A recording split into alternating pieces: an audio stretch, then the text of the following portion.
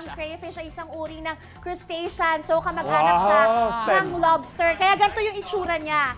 Meron yung yung ay kulang yung sipit niya. Ito yung pinakaganto niya parang lobster, yung katawan niya, tapos mukha siyang hipon, pero may sipit siya. Ayan, naninipit-nipit din siya at minsan nanlalaban din kapag ayan na nga. Ayun yan yung ayoke, yung nagpapagaspas siya. Pero wala siyang pakpak, yung buntot. Pero ayan nga po.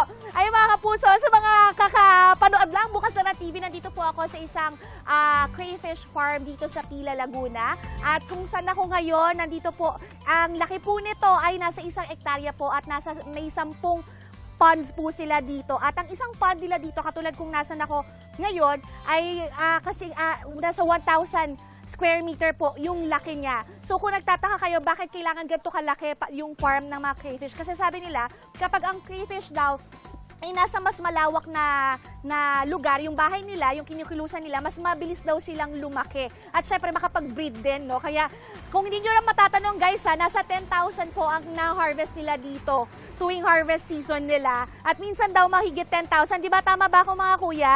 So, ganun sila kadami at weekly nila nagagawa ito, ha? So, papakita ko lang sa inyo kung gaano kadali manghuli. Well, madali siya ngayon kasi walang tubig. Obviously, nakadrain yung tubig ngayon dito. So, ngayon, etong mga nandito na parang mga kawayan, ayan, ang daming laman nito, guys. Ingatan ko para makita ninyo. So, ito po yung bahay nila. Kapag naka-drain yung tubig, pumupunta sila dito, pumapasok. Ayun, may isang tumalon. Ayun. Tapos, itataktak lang natin ng paganon. Diba? Sobrang dali lang, guys. Tapos, kapag kailangan, may tamang way daw ng panghuli dito paghawak. Kailangan nakatalikod. Tapos, hahawakan mo yung sipit. Ganyan. Tapos, igaganyan mo daw. Yan. Ayan o, nakiipit yung sipit dito para hindi ka iwas masipit. Ayan, lagi na lang. Ba't pa sila gumagayan? Lakas. Oh my God. So, kailangan hawakan nyo rin. Medyo malakas po sila, promise. Magugulat ka, pero ayan lang naman yung pinaka-way ng paghawak. At syempre, dahil marami na nga tayo ditong nahuli, mga kaibigang crayfish, paalam, kasi lulutuin na dati nito. Kuya! So, ayan. Papa-assist tayo. Uy, alam nyo, magandang experience to para sa akin. Kasi, kaya naman. Kasi, nakalubog ka, tapos ganito pala yung ginagawa nila, no? At alam nyo ba, mga kapuso, yung mga crayfish po ay nabubuhay lang sila sa fresh water. Ay, sorry po, sir. Nadungisa ko pa si sir. So, kaya, eto po, madamis-namis po daw ang anong lasa nito. Uy, may tatakas dito, oh. Balikan muna dito. Tapos, eto na yung mga nahuli namin. Woo! Wow! Aray ko. Mali pala. Ang dami, guys. Kita nyo, ang laki nito, oh. Parang ano to, oh. Oh. Gusto nyo makipaglaban? Ha? So, ayan siya. Matigas yung niya, yung shell niya. Ito parang sipit ng alimango. Tapos katawan ng hipon at lobster. So sabi ng chef kanina, manamis-namis siya. Kaya naman, halika na, ano pang hinintay natin? Magluto na tayo, guys, bilang ang dami na nating nahuli dito. At para dyan, sa ating dish, gamit ang ating main ingredients na crayfish, makakasama natin si Chef Mateo Angeles. Hi, Chef! Good morning! Hi, Shaira! Hi! Hi, Kapuso! Good morning po sa inyong lahat. Yun, no? Ano bang lulutuin natin ngayon, Chef? Alam mo, hindi pa ako nakakatikim ng crayfish. Ever. So, excited na ako sa iluluto mo para sa akin ngayon. Actually, ang lulutuin natin ay crayfish gamba style, pero may Filipino twist, sisig style. Sisig, kaya naman pala may pinapainit tayong plate dito. Okay, sige. Simulan na natin. Oh, parang ang napaka-pro ko ng manghuli. So, ayan, nakikita mo ba yan? Lulutuin ka na. Okay, ano po unang gagawin natin, Chef? So, Shaira, maglalagay tayo ng oil, which is crawfish oil. Crawfish oil, okay. Now, ayan, mga kapuso, yung crayfish po ay tinatawag dito siyang crawfish. Iba't iba din. Oh, ayan, lumalaban na naman siya. And now, next is we'll put some onions. Okay. Lightly saute. Sorry, Shaira, sobrang mausok. Okay pero lang. naaamoy mo na ba? Naaamoy ko na. Diyos ko, excited na ako. Uy, ayun, ang daming chili. Chili. Saute ulit. Oh, may pag ganon-ganon si Chef. Oh. Now, Ito na ang main star of the dish. Ayun, ang Which is bida the crappie. natin. Yung hinuli ko na fresh crayfish. Oh, wow! Sarap.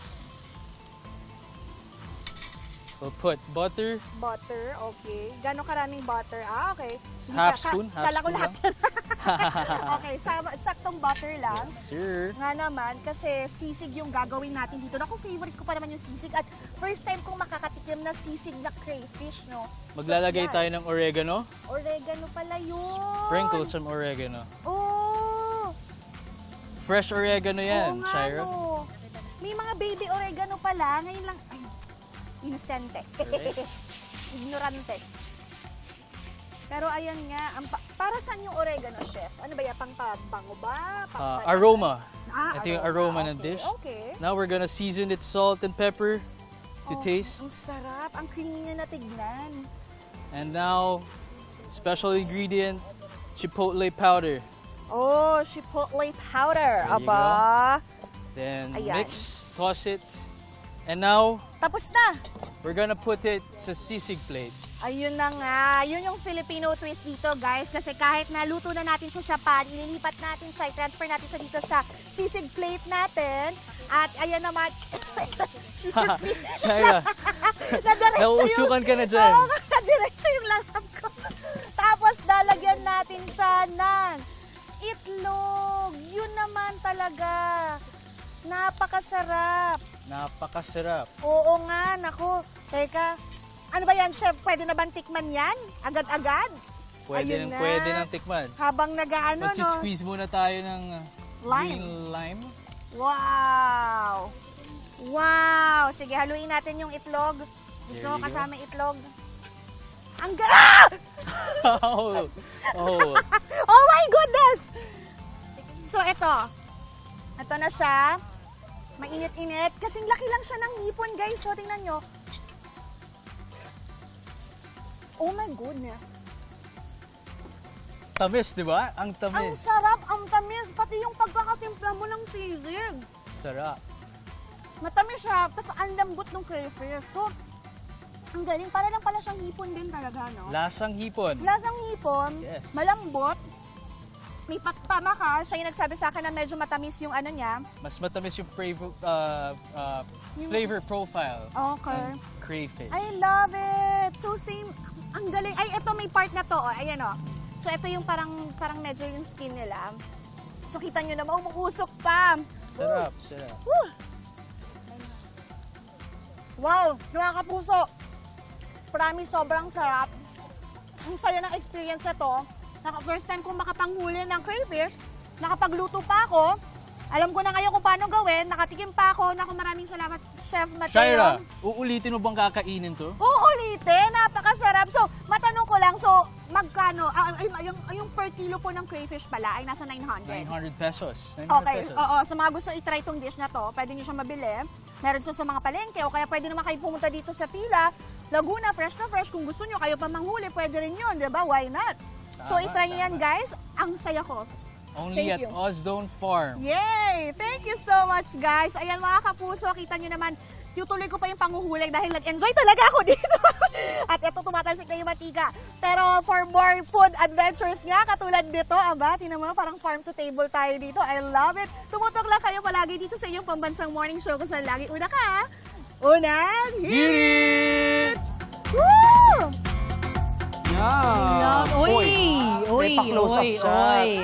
Sarap naman. Yung galing siya sa Pa-chef's putikan kiss siya. kanina, o sa tas ngayon, pa-chef's kiss siya. Nakagamba siya after. Correct. Deserve. Super deserve. Si Shaira, sasabak pa rin sa hulihan ng crayfish. Nakalubog pa rin ba ito, partner? Lusong pa more. May karga-karga pa si Shaira. O, yan, o. Nakailan ka na? Ay, dapat pag uwi niya dito, may dala siyang Meron luto. na! Ay, oo, yung sisig kanina, yung gamba sisig style. Hi, Mami partner. Sue, sige, magta-try ako na mag-uwi. Pero ito, Yes! partner, may karga na ako.